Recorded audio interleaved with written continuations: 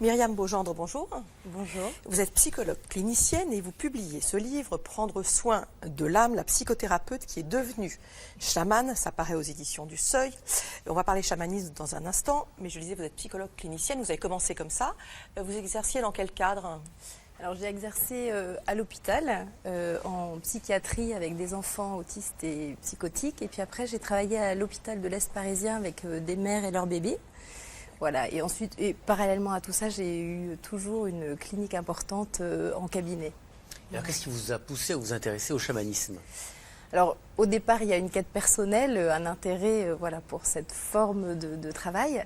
Et puis c'est des problèmes de santé qui ont précipité les choses. J'avais des problèmes cardiaques que je ne pouvais pas soigner ici, par prendre des traitements que je trouvais trop lourds. Et donc c'est l'expérience en Amazonie qui a permis de soigner mon cœur. Voilà, c'est ça qui a... Est-ce que vous pouvez nous dire, ou nous dire aux téléspectateurs en quelques mots, qu'est-ce que c'est que le chamanisme ? Alors le chamanisme, c'est c'est peut-être la forme la plus ancienne de soins. Donc le chamanisme, il existait partout sur la Terre. Et donc c'est une façon de soigner surtout à partir des plantes. Les chamans, c'était les personnes qui, dans le groupe d'humains, avaient cette connaissance des plantes et qui soignaient leurs semblables. Alors vous avez suivi au Pérou une thérapie chamanique ? Alors je dirais pas une thérapie chamanique, j'ai travaillé avec la médecine, on appelle ça la médecine, c'est la médecine des plantes sacrées des chamans. Ils n'appellent pas ça thérapie, c'est important pour moi de distinguer les deux. Parce que justement, ce que je développe, c'est justement l'alliance entre un travail psychothérapeutique et ce travail chamanique. Mais parce que les plantes qui sont largement utilisées sont des plantes soit qui donnent un peu des visions, soit un peu hallucinogènes, mais donc qui travaillent avec l'esprit. Qui ont un impact sur l'esprit, c'est ça que je veux dire. L'esprit et le corps. Donc ce qui est important avec cette médecine, c'est que c'est une médecine holistique, c'est-à-dire qu'elle travaille à tous les niveaux. Par exemple, moi, quand je me suis soignée, ça travaille sur mon cœur, mais ça travaille aussi sur le plan psychique. C'est-à-dire que c'est des plantes qui font vivre une forme de transe et de purge du corps. Donc c'est un travail qui est très difficile et exigeant, on va dire. C'est très différent du travail qu'on peut faire ici, thérapeutique.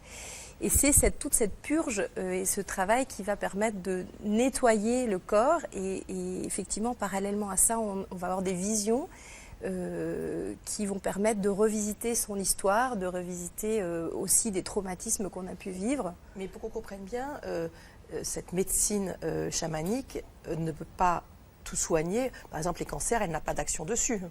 Alors, elle peut, en fait, moi je dis toujours qu'elle peut tout soigner, c'est-à-dire qu'il y a des cas d'ailleurs c'est ça qui avait déclenché l'envie d'aller là-bas, parce que j'avais lu le témoignage d'un professeur qui s'était soigné d'un cancer. Donc elle peut tout soigner, mais elle ne soigne pas nécessairement tout. C'est-à-dire qu'on peut aller là-bas et avoir un cancer et repartir non soigné, mais on peut aussi être soigné. Voilà, on n'a pas de garantie qu'on va être soigné. Mais l'idée c'est de faire travailler, on sait que dans toute maladie, pour prendre une expression célèbre, les forces de l'esprit sont fortes. On peut appeler ça l'effet placebo, nocebo, tout ce qu'on veut. Ça agit beaucoup, ça peut agir beaucoup sur notre... C'est ça que va réveiller la médecine chamanique, où il y a aussi des propriétés médicinales propres aux plantes. On sait très bien que beaucoup de médicaments sont fabriqués à partir des principes actifs des plantes. Ouais. Je ne pense pas que ce soit un effet placebo, parce que cette transe physique très forte qu'on vit, les personnes la vivent. Vous décrivez des choses qui sont même violentes comme c'est transe. Ça, c'est ça. Il y a des moments, des passages qui peuvent être difficiles et douloureux physiquement, parce que c'est vrai que c'est un profond nettoyage du corps. Donc c'est pas un effet placebo. Il y a une vraie action chimique de ces plantes sur le corps. Alors, il y a effectivement une action chimique, et notamment quand on parle de l'ayahuasca, qui est le mélange de deux plantes psychoactives, utilisées depuis très longtemps dans cette médecine. En France, il y avait eu une alerte, parce que c'est des plantes qui peuvent se révéler dangereuses. Le ministère des Affaires étrangères avait alerté sur la possible dangerosité de ces plantes. Donc c'est quelque chose à manier avec une extrême précaution. C'est ça. Donc ça, c'est quelque chose de très très important que vous êtes en train de souligner. C'est que c'est un travail qui n'est pas adapté pour des gens qui sont trop fragiles psychiquement, parce qu'il y a des risques de décompensation. C'est à manier avec beaucoup de précautions, parce que quand il y a un mélange avec d'autres traitements allopathiques en cours, ça peut faire des cocktails dangereux qui peuvent même amener jusqu'à la mort. Donc il faut pas du tout partir au Pérou comme ça, bille en tête, sans se renseigner bien et sans être extrêmement bien accompagné. C'est quelque chose qui doit être très très bien encadré. Comment ça peut être très très bien encadré. Parce que c'est compliqué, on vient d'Europe, on débarque là-bas, à qui on s'adresse? Vous voyez bien que la frontière, nous en plus on est ici une émission très cartésienne on va dire, la frontière avec des gens qui pourraient utiliser cette médecine-là sous forme de charlatanisme, elle est très mince. Tout à fait. Tout à fait. Et c'est pour ça que, quelque part, je pense aujourd'hui, j'accepte aussi de venir parler de tout ça, parce que je crois que c'est le moment pour qu'on puisse réfléchir, c'est-à-dire arrêter de cliver les choses, qui est d'un côté des choses un peu ésotériques qu'on ferait dans un coin, et de l'autre côté la médecine allopathique, et qu'on puisse travailler main dans la main. D'abord, pour moi, tout ça, c'est complémentaire. Et c'est important qu'on puisse voilà, bien réfléchir au cadre dans lequel on fait ce travail. Donc il faut surtout bien se renseigner.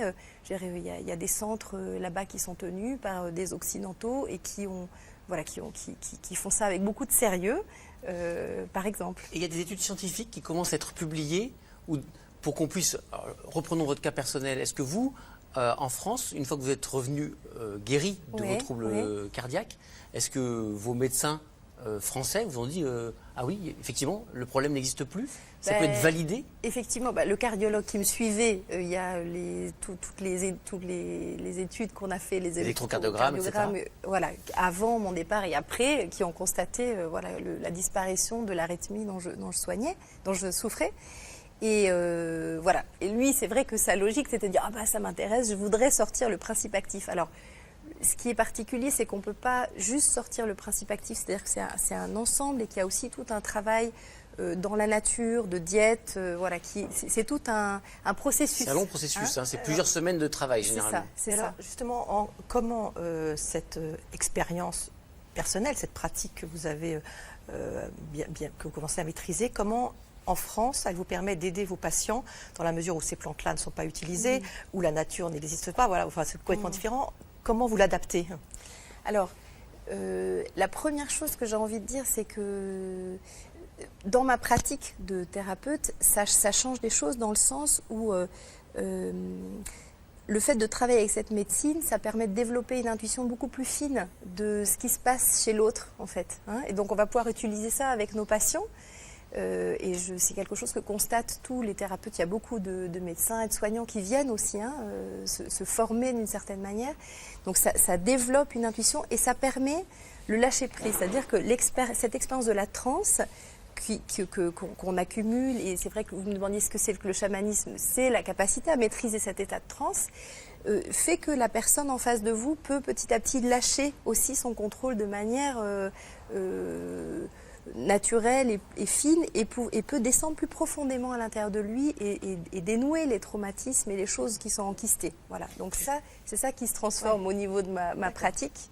Une dernière question, est-ce que vous-même, vous mettez régulièrement en transe, en situation d'être en transe, comme une hygiène de vie, j'allais dire, quelque chose ou que quand il y a un problème? Alors, je voulais dire mettre en transe quelqu'un? Non, vous-même. Ou à moi-même. Est-ce que, non, depuis que vous êtes soigné, est-ce que c'est quelque chose qui est... Je fais régulièrement des diètes, parce que je pense que c'est comme tout soignant, en fait. On a besoin de temps en temps de se reposer, c'est comme quelqu'un va se faire superviser. Voilà. Moi, je continue à faire des diètes régulières, personnelles.